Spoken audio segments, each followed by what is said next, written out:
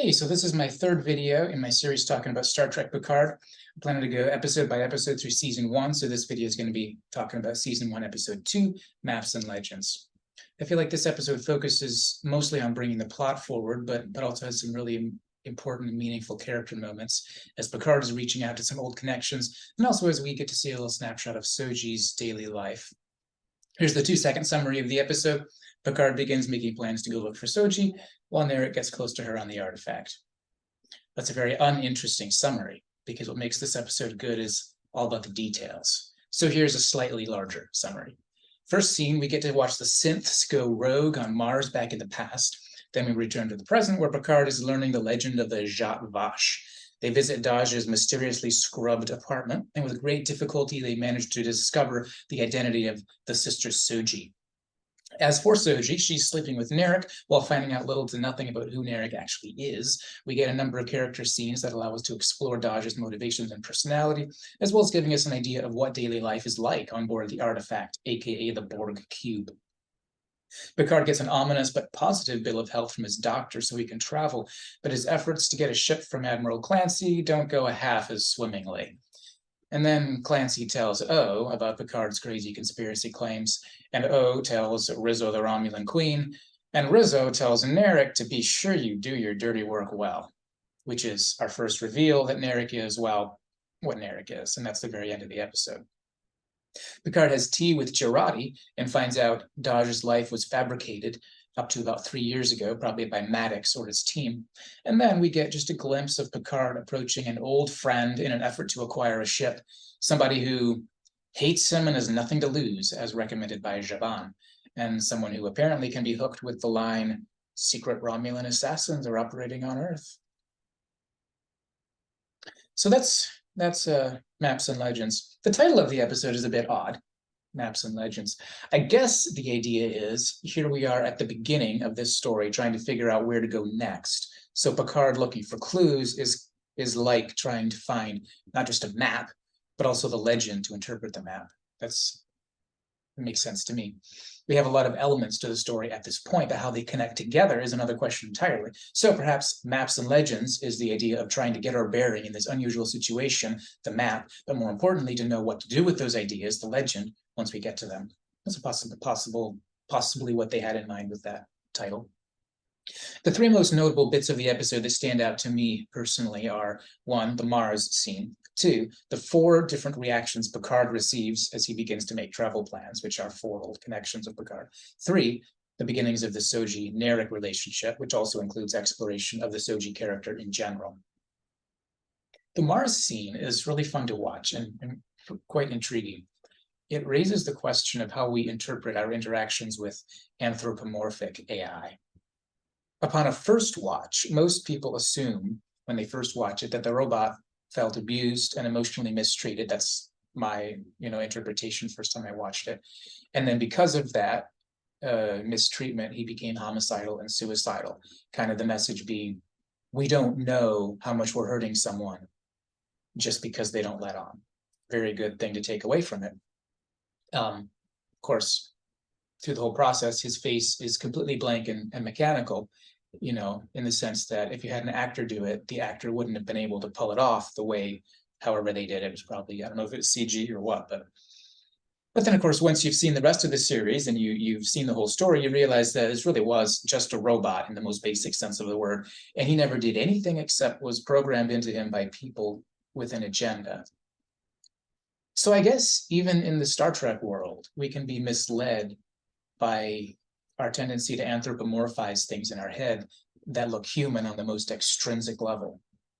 Turns out that these robots who have arms and legs are less human than, let's say, the exocomps from TNG season 6, The Quality of Life, who could make decisions on their own, in contrast to this fellow. Or, for example, the sentient crystal specks from the TNG season 1 episode, Home Soil.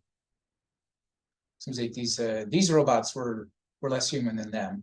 But as the viewer, if something's got arms and legs, we tend to be quicker to expect autonomy from it rather than to expect tampering from the outside. It reminds me of hearing fairly recently about this thing that happened when some video footage from Boston Dynamics began to get an outcry from watchers on social media because of the idea that these developers were abusing their robots in order to test their functionality by, for example, shoving them or knocking them over so they couldn't get back up, stuff like that. And people started to apparently have an outcry, whether that was, YouTube, comments or some other form of social media. And the reason it looks like abuse isn't because the robots are conscious or even because they have sophisticated AI in the AI kind of sense. It's just because they move like humans.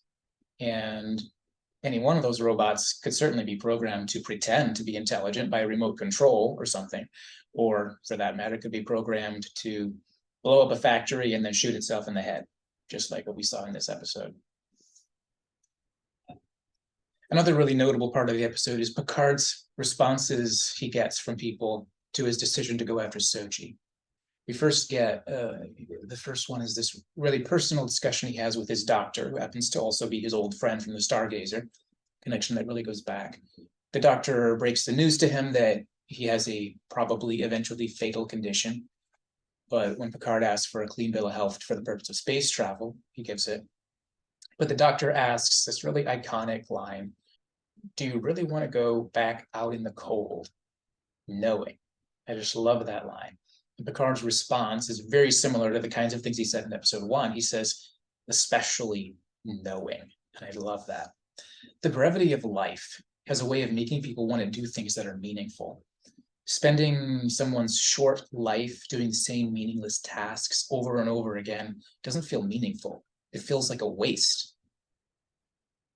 And even if you had eternity to do those meaningless tasks, like Kirk in the Nexus in Generations, it's still far more agreeable to accept the brevity of life and do something meaningful with it. So Picard says, especially knowing. Just like Kirk when he died outside the Nexus and he asked Picard, did we make a difference? And Picard says, yes, we made a difference. That's what this is about. And then, of course, there's the reactions of Laris and Zhaban to the decision. Laris reacts violently to the idea, and then she later explains it's just that she's so worried for him. And Zhaban's first response is basically, who are you going to bring with you? Can I come? These are the responses of people who Picard apparently grew closer to while he was living out those disgruntled, depressive years, those years where he's disappointed with the world and angry at everyone, but choosing to embrace more fully the kinds of relationships that mattered to it, that continued to matter to him, which is often what happens when someone goes into a fog and leaves behind the world they used to know. But at the same time, there were other relationships that, as often happens, Picard didn't make the effort to maintain and work on. Instead, all his anger and disillusionment resulted in these relationships being broken into a billion pieces and left untouched, just like so many other parts of his life that he let go of and walked away from as they broke into a billion pieces. And of course, these are the other two reactions that Picard gets. These are the reactions of people who Picard hasn't cultivated a relationship with over years of disillusionment. Admiral Clancy and Raffi, two of the most opposite people from each other you could ever imagine. By the time the episode ends, we realize that in a way, this episode is kind of like Picard wakes up in this episode and pulls his head out of the fog.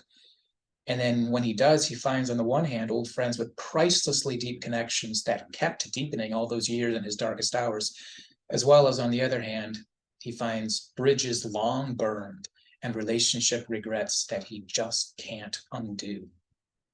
It reminds me of that image that plays during the credits of all the shattered pieces of Picard's face coming back together. Because for this mission to get off the ground, Picard is going to have to put together a lot of broken pieces and get back into the world he's forgotten. I wonder what would happen if you were to show Picard a video of his conversation with the Admiral. As the watcher on your second viewing, it's pretty obvious she's upset the moment she sets eyes on him. But he's so focused on what he needs to tell her. He's so focused on his speech and his plan, at least this is how I interpret it, so focused that all he can see when he looks at her, and he totally misses that look on her face. All he can see is her position and his opportunity, which up until now always meant that those things would mean he would get the hearing he needed because of his rank and prestige. But now things are different, particularly because he's forgotten, in his excitement, he's forgotten about the most recent loud, angry words he spoke from coming out of his own emotional fog, that he's just stepping out of. He's stepping into a different universe, a different life, a different mindset. So he's completely forgotten, this last thing that erupted out of him. And then the fact that those words were publicized everywhere. And that, as far as admirals go, he's made enemies with some people who never really liked him that much in the first place. Back in TNG Season 7, there's one sequence in which Picard made an effort to try to improve his tense relationship with Admiral Nechayev, however you pronounce her name, by carefully preparing her some tea with her favorite hors d'oeuvre. And he made all this effort to find it because he realizes this is a tense relationship. I don't want it to always be so bad every time she comes over to the ship. And afterwards, their relationship remains tense and difficult, but it wasn't quite as bad as it would have been. And the episode I'm referring to is Journey's End, where Nechayev orders Picard to remove the American Indians from their planet so they can give the planet to the Cardassians. But this time, all these years later, with a different admiral, who he's also never gotten along with, this time it's Picard going to meet the admiral instead of the other way around. And this time, instead of tea and hors d'oeuvres sitting on the table, it's the echoes of his words, because it was no longer Starfleet.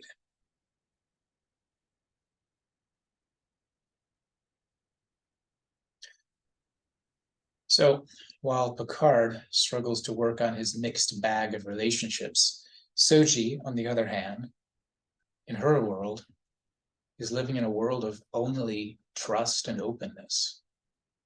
Narek won't tell her anything about it, but that doesn't stop her from trusting him completely, hanging on through every disappointing moment when he implies he's about to tell her a secret, and then he tells her nothing, and she gets this hurt and disappointed look on her face. But she just hangs on through it all with trust and openness because her world is perfect and unstained, with only trust and no broken relationships, compared to Picard's life. As the viewers, we know that's not preferable. Next video in this series, I'll be discussing Season 1, Episode 3, The End is the Beginning, which I'm pretty sure is going to start off with Picard and Raffi, picking up where we left off with them. In such a contrast to Admiral Clancy, Raffi's history with Picard and her motivations leave space for something really different.